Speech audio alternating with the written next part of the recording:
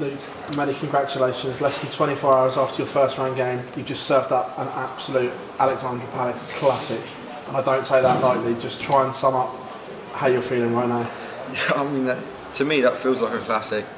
I think being involved in such a game like that is just unbelievable. You know, I've seen lots of them sort of games on TV and such sort of close games, and you just think, how do people perform under so much pressure? And for myself to perform under the pressure, it just proves to myself I've got so much to give in this game. You know, when I was 2-1 down, you know, my back was so against the wall. It really was. You know, Jermaine was a much better player, but I just proved that you know, I've got a lot to give in this game. In my opinion, best 2 sets of darts I've ever played in my life. It's nice as well that you've got a gritty side to your game as well, where we've seen you front row and be brilliant in the Premier League, but there you really gritted it out when you had to.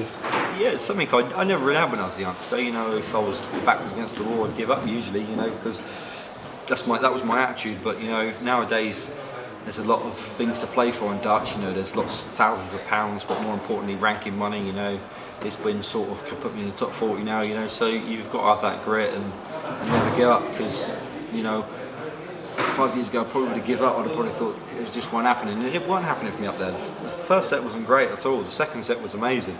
The third set wasn't good at all. Brilliant in the fourth set, and then brilliant in the fifth set. So the 3 sets I won, I think I deserved.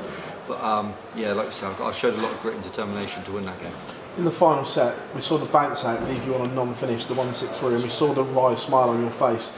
Did you think, when things like that happen, that it's really not going to be your day? Yeah, I've had so many experiences like that sort of thing. You know, bounce outs at the wrong time, and I was just thinking, oh really? You know, I think if that wouldn't have bounced out, would have been in. You know, I can't remember the leg what Jermaine was on, but you know, treble 20 led me 103, and I think it was a chance for the game. So I just thought, oh, you know what I mean, this is happening. You know, really. But you know, I showed the grit and determination to not let that affect me, and you know, I didn't really plan to win this game in the last leg decider, but you know, it feels much better than winning it 3-0 really. When you're in that situation in a tie-break and you have to win by 2 clear, what's it like knowing that you throw first? Because Jermaine's always then throwing to save the match. Well, when we did the ball in the back room, he hit the balls. He was sitting to throw first. He hit the ball. I hit the ball. Then it's my throw first. I hit the ball, and he missed. So, you know, 2 balls there could have been the most important part of the game before we've even walked up on our stage. And then obviously when we was 5-all, I hit the 25, hit 25. I hit 25, he missed. So, them sort of things I think so important. You know, you need to take as much pride and passion in going just for the balls over before you've even walked up on the stage, because in a way that could have won me the game really. You've had a gruelling 24 hours.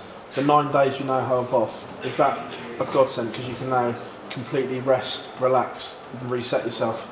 I mean, a couple of days would have been fine. I could relax and reset myself in a couple of days, but 9 days is good. You know, I can sit back and watch a load of the great dart players that are going to take up on that stage. You know, but for me, it's just about practicing and getting lots of rest, and preparation is key.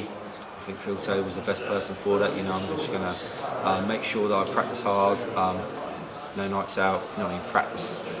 Just not be silly. You know, we're in a competition here, and I ain't going to sort of do anything to hinder that. Draw's really opened up for yourself as well, with 2 great wins.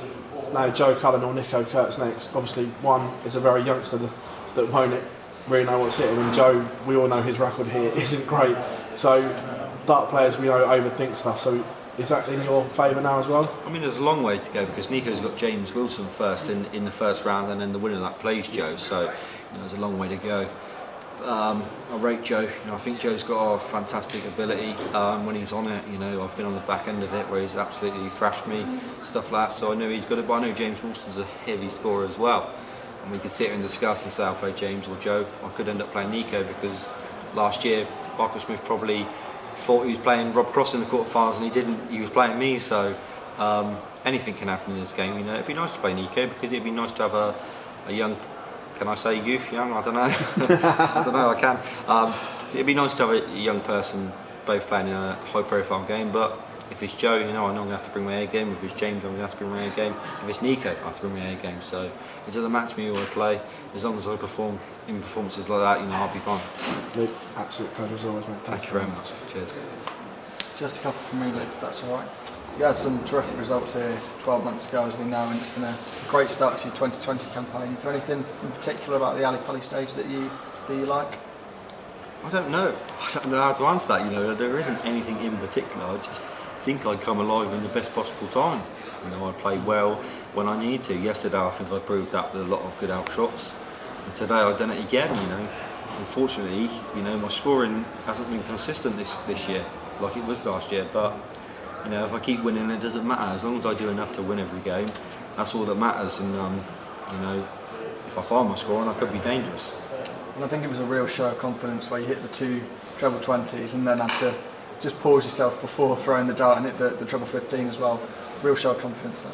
Yeah, I think I hit 180 before, and I could hear the crowd every time I hit 2 treble 20s loud. And it seems like I was never ever going for a treble 20 there. Let's put it there. But when I hit the 2, I could hear them. They didn't realise it was 181 left, so I pretended and I stopped. Had a look. The crowd pay a lot of good money to come in and support us. And we just need to get. Sometimes it's much. It doesn't matter how important the game is. It's nice to give a little bit back, let them have a little bit of enjoyment. It didn't hinder me. It's treble 15 straight away. So I think I was never in trouble in the leg, but it's nice to give a little bit back and let them enjoy the day. Thank you very much, mate. Thank you.